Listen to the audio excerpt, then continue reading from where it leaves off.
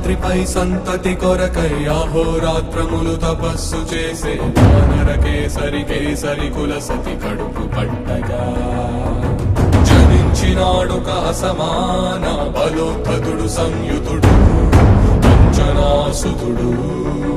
పవననందనుడు.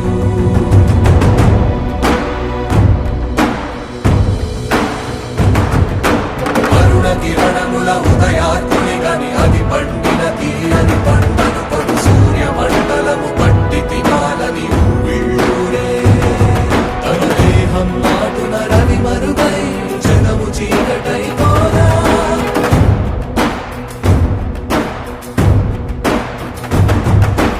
అది అమరేంద్రుడు గమనించి తన ఐరావతమధిరోహించి ఆంజనేయుని సమీపించి తన వజ్రాయుధమును విసరగా అది పవననందనుని హనుముని తాకా చిందిన రక్త బిందువే విద్యుద్వేగంతో ధరణి స్థలి వంద కడలిలో చచ్చి వంద కడలి అట్టడుగున గల శ్రీరంగ శుద్ధి గర్భము చేరియట